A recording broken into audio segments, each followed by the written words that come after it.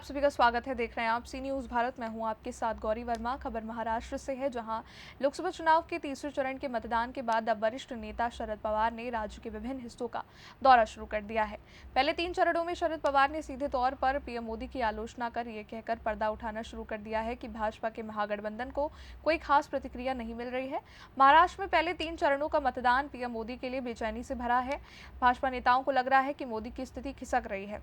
शरद पवार ने कहा कि महाराष्ट्र में 3 चरणों का मतदान संपन्न हुआ है, जिसमें कम मतदान हुआ। पहले, दूसरे और तीसरे चरण के मतदान से लगता है कि मोदी परेशान है। उन्होंने क्या कुछ कहा है, आइए सुनाते हैं। चंद्रकांत पाटलांनी चुटकी वाजवून बारामतीमध्ये अशा स्टाईलला चुटकी म्हणण्यापेक्षा साहेब दादा बोलताना असं म्हणाले की मी साहेबांचा मुलगा असतो तो मला संधी मिळाली असती. त्याला जोडूनच देवेंद्र फडणवीस असं म्हणतायत की अजितदादांच्या लक्षात आलं की पक्ष त्यांना मिळणार नाही, त्यावेळेस अजितदादांनी हा निर्णय घेतला. साहेब, अजितदादांच्या बोलण्यात एक 2 दिवसात इतका ड्रास्टिक फरक झालेला दिसतोय. काल त्यांनी शिरूरच्या सभेमध्ये असं म्हटलं की शरद पवार आमचे नेते आहेत. इतक्या 15 दिवसाच्या प्रचारामध्ये दादांकडनं असं वाक्य कधी चालू नव्हतं, पण काल बदल झालेला दिसतोय. काय सांगाल त्याबाबतीत? त्यांनाच विचारला, मी काय सांगणार. त्यांनी पुन्हा नेता तुम्हाला म्हणायला लागले, आता पण म्हणत नव्हते. तर तुमची काळजी त्यांना जास्त वाटायला लागली. त्यांना विचारला, तुमच्या काळजीपुढे ते म्हणतात की जवळच्या लोकांनी त्यांना जास्त दगदग देऊ नये, त्यांना त्रास देऊ नये. मला कोणी त्रास देत नाही. जवळचे लोक प्रेमानं माझ्यावर वागतात आणि आम्हा सगळ्यांचं काम करायला पाहिजे ते कष्ट घेण्याची त्यांची तयारी आहे. साहेब 1980 पासून शरद पवारांनी मराठा समाजाला फसवलंय, आंदोलन आणि चळवळी मोडीत काढण्याचं काम केलं असं प्रकाश आंबेडकर म्हणाले. ते ठीक आहे, त्यांना त्याचा विचारा. मला काही या चळवळीचा त्यांचा काही संबंध नाही. त्यामुळे त्यांच्या प्रश्नाला मी उत्तर देणं किंवा भाष्य करणं आवश्यक नाही. राष्ट्रवादी पक्ष काँग्रेसमध्ये विलीन होईल असे तुम्ही काल बोलला. असं मी बोललेलं नाही. मी असं बोललेलं नाही. मी असं म्हणलं की राष्ट्रवादी काँग्रेस आणि काँग्रेस पक्ष जवळपास 2001 पासून आजपर्यंत एकत्र काम करतोय. महाराष्ट्राच्या मंत्रिमंडळामध्ये दोघे एकत्र होते. मागच्या मंत्रिमंडळामध्ये सुद्धा एकत्र काम केलं ते आणि एकत्र निवडणुका झाल्या, आत्ता झाल्या. यावेळी सुद्धा आता अनेक मतदारसंघ आहेत की जिथं काँग्रेसचा उमेदवार होता, राष्ट्रवादीचे सरकारी कार्य करत होते. काँग्रेस जिथं राष्ट्रवादीचा होता तिथं काँग्रेस सहकार्य करत होते. आणि विचारधारा एक असल्यामुळं एकत्रित काम करण्याची आवश्यकता आहे हे दोघांनाही पटल्यामुळं त्या पद्धतीने काम करतोय. काय रिपोर्ट आहे, लीड किती मिळेल मला नाही माहिती. काल लेफ्टनंट कर्नल प्रसाद पुरोहित यांनी एक NIA च्या कोर्टात दावा दाखल केला आहे की ऑगस्ट 2008 मध्ये मालेगाव बॉम्बस्फोटाच्या एक महिन्याआधी तत्कालीन राष्ट्रवादीचे काँग्रेस अध्यक्ष शरद पवार यांनी अलिबागमध्ये एका सभा घेतली होती. त्या सभेमध्ये केवळ इस्लामिक दहशतवादी नाहीत तर हिंदू दहशतवादी आहेत असे विधान केले होते. त्यावेळी हिंदू दहशतवादाचा हा शब्द पहिल्यांदाच वापरला गेला. या विधानानंतर लगेच 29 सप्टेंबर 2008 रोजी मालेगावमध्ये स्फोटाची दुर्घटना घडली होती. ठीक आहे, फरक आहे. महाराष्ट्रात आतापर्यंत 3 टप्पे झाले. पहिल्या टप्प्यात कमी मतदान झालं, दुसऱ्या टप्प्यात मतदान कमी झालं, तिसऱ्या टप्प्यातही मतदान झालं. कसं वाटतं? असं हे पहिल्या, दुसऱ्या, तिसऱ्या टप्प्याचं मतदान हे मोदींना अस्वस्थ करणार आहे असं दिसतं. कारण पहिल्या आणि दुसऱ्याही झालं असं आहे की अमित शहा जे सांगतात त्याला काय अर्थ नाही. अमित शहाने आठवावं, त्यांच्याच राज्याची मोरारजीभाई देसाई प्रधानमंत्री झाले त्यावेळी काही त्यांचं नाव पुढं केलेलं नव्हतं. बसून निर्णय घेतला हा. साहेब, इंडियन एक्सप्रेसला आपण जी मुलाखत दिली प्रादेशिक पक्षाच्या बाबतीत, नेमकं आपल्या मनात काय भावना होतं? कारण का लोकांमध्ये इतका संभ्रम होत चाललेला आहे की प्रादेशिक पक्ष हे लोकसभेच्या निकालानंतर विलीन होतील. नेमकं सरसकट असं नाही. कसं आहे, काँग्रेस पक्षाच्या विचाराचा जवळ असलेले काही पक्ष आहेत. उदाहरणार्थ आमचा राष्ट्रवादी आणि काँग्रेस स्थापन झाल्यापासून आजपर्यंत एकत्र काम करतात.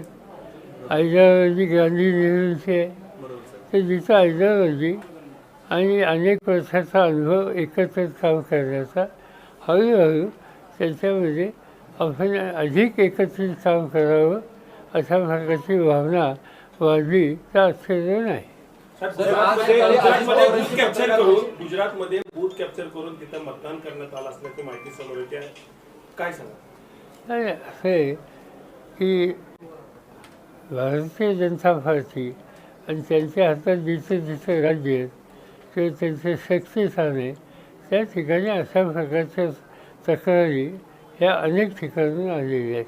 महाराष्ट्रातून सुद्धा आलेल्या आहेत. निवडणूक आयोगाने त्याची नोंद घ्यावी. साहेब, भाजपसोबत जायचा आमच्या पक्षाचा निर्णय झालेला नव्हता असं तुम्ही एका वृत्तवाहिनीच्या मुलाखतीत बोलला. नक्की काय विषय? काय प्रश्नच नाही. काही झालं तर आम्ही गांधी नेहरूचा विचार आणि भाजपचा विचार त्याच्यात काही सामील नाही. अजितदादा म्हणतायत की साहेब, त्यालाच आपण तुम्ही सांगायला- अगोदर तसा निर्णय घेतलेला होता, तशी तुम्ही दिल्लीलाही गेलेला होता 6 बैठका आणि दिल्लीमध्ये ह्याला मी झाल्या. स्वतः तुम्हाला- साक्षीदार असं आहे, आमच्याचे काही सहकारी त्या मताचे होते. मी अनेकदा सांगितलं त्यांनी चर्चा करायची तुम्ही करा, पण निर्णय शेवटी पक्ष घे. आणि तो पक्षाचा निर्णय ते म्हणतात त्याप्रमाणे नव्हता. स्टेटमेंट पूर्वीपासून मी जवळून पाहिलेली आहेत आणि त्यांनी नेहमी काय बोलावं, काय भूमिका घ्यावी हे स्वतः ते ठरवतात. आणि बऱ्याच वेळा संभ्रमावस्था निर्माण करण्यासाठी ते अशा गोष्टी बोलत असतात. उद्धव ठाकरेंच्या बद्दल तुम्ही जे स्टेटमेंट दिलं त्यावरती बोल काय की त्यांच्या पक्ष विलिनीकरणाचा जो नाही, उद्धव ठाकरे मी काय बोललो? शिवसेना पक्ष विलिनीकरणाच्या संदर्भात तुम्ही एका मुलाखतीमध्ये बोलला होता. अजिबात नाही. शिवसेना ही स्वतंत्र संघटना नाही. ते सहकारी म्हणून काम करतात, पण त्यांनी अस्तित्व त्यांचं स्वतंत्र आहे. साहेब, अडाणी आणि अंबानींनी आरोप केला कालच्या स्टेटमेंटच्या अनुषंगाने की शिवसेनेचं पण काँग्रेसीकरण झालेलंच आहे, त्यामुळे ते काँग्रेसमध्ये विलीन होतील. त्यांना विचारा. साहेब, अडाणी आणि अंबानी काळा पैसा काँग्रेसला दिला आहे असं नरेंद्र मोदींनी स्टेटमेंट केले, त्याबद्दल काय आपलं? नाही, म्हणजे आत्तापर्यंत अदानी अंबानी हे कुणाचे दोस्त आहेत म्हणून देशात चर्चा होती. आता एकदम उलटं, ज्यांच्याबद्दल तक्रार होती, चर्चा होत होती, आज तेच हे काँग्रेसवर ढकलायला लागले. झाल्याच्या नंतर मोदींनी आपला तोंड बदलला. त्यांनी मुस्लिम समाजाचा डायरेक्ट उल्लेख ओपनली केला आणि ओपनला करून त्यांना आता हा धर्मांतरवादी विचार घेऊनच काही बदल होईल अशा प्रकारची सरकार त्यांच्या मनात असावी हे त्याच्यामध्ये दिसते. जसे जसे तफे जातील तसं तसं त्यांचं स्थान हे संकटात जातं अशा प्रकारची भावना त्यांच्या पक्षाच्या सरकारांच्यात असावी असं ऑब्झर्वेशन माझं आहे. साहेब, आज इंडिया आघाडीचं शिष्टमंडळ राष्ट्रपतींना भेटतंय. पहिल्या टप्प्यात जे मतदान झालं त्याची अचानक टक्केवारी वाढली, याच्या मागचं नेमकं गुपित काय आहे किंवा यंत्रणेवर? मला माहिती नाही त्याची. हे शिष्टमंडळ व्यस्त आहे हे तुमच्याकडून मी ऐकलं, पण दिल्लीमध्ये बसून निकाल घेतला असेल, त्यांच्याकडे काहीतरी माहिती आली त्याशिवाय ते भेटणार नाहीत.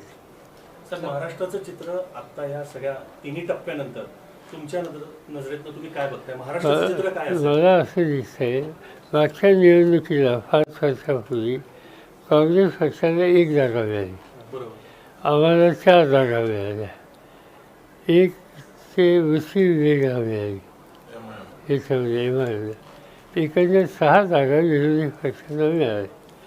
आत्ता असं दिसतंय की आम्हा लोकांची संख्या ही 30 ते 35 याच्या आसपास जाण्याची शक्यता आहे. लोकांना बदल पाहिजे आणि लोक काँग्रेस राष्ट्रवादी यांच्या विचाराला त्याचबरोबर उद्धव ठाकरे यांच्या नेतृत्वाखाली काम करणाऱ्या त्यांच्या संघटनेला लोकांचं समर्थन मिळेल असा ट्रेंड मला दिसतो. साहेब, 17 तारखेला मुंबईमध्ये राज ठाकरे आणि नरेंद्र मोदी हे वेगळं कॉम्बिनेशन एकत्र शिवाजी पार्कवर येते, खास मुंबईच्या जागांसाठी. त्यामुळे मुंबईच्या जनतेवरती विचारधारेवरती काय परिणाम होईल का असं वाटतं आपल्याला? बघूया आता काय होतं ते. बरं. त्याच्यामध्ये मोदी साहेब त्यांच्यावर जात आहेत. याचा अर्थ मोदी साहेबांना कुणाची परिस्थितीची मदत हवी. हा. त्यांना आत्मविश्वास त्यांचा कुठे गेलेला आहे हे याच्यातनं स्पष्ट होते. राज ठाकरेंची मदत घेतात मोदी साहेब सर असं? सर आहे ना. साहेब पवार साहेबांना जेव्हा निर्णय घ्यायचा असतो तेव्हा ते स्वतः निर्णय घेतात आणि इतर सहकाऱ्यांना सांगतात असं आणि असं दाखवतात की आम्ही सगळ्यांनी मिळून निर्णय घेतला. अशा प्रकारची टीका अजितदादांनी आज सकाळी एका पत्रकार परिषदेत केली. ठीक आहे, आता तुम्ही तुमचा पक्ष चालवा नवीन दुसऱ्याच्या ह्याच्यात कशाला तोंड घालता. साहेब काल सुप्रियाताईचा जल्लोष करण्यात आला म्हणजे जरा थांबत त्या जावा ना, सुजितराव- प्रश्नाचं उत्तर तर मिळत देत जाणार. हां सुप्रियाताई ज्यावेळेस पुण्यात आल्या त्यावेळेस कार्यकर्त्यांनी फटाके वाजवले, ताईंनी पेढे वाटले. म्हणजे हा कॉन्फिडन्स आलेला आहे की बारामतीमध्ये सुप्रियाताई निवडून येत आहेत. असं काय ते म्हणजे कुठं क्लिअर आहेत सगळे. महाराष्ट्र से सी न्यूज संवाददाता जावेद की रिपोर्ट। इस खबर में बस इतना ही। देश दुनिया की बड़ी खबरों के लिए देखते रहिए आप सी न्यूज भारत।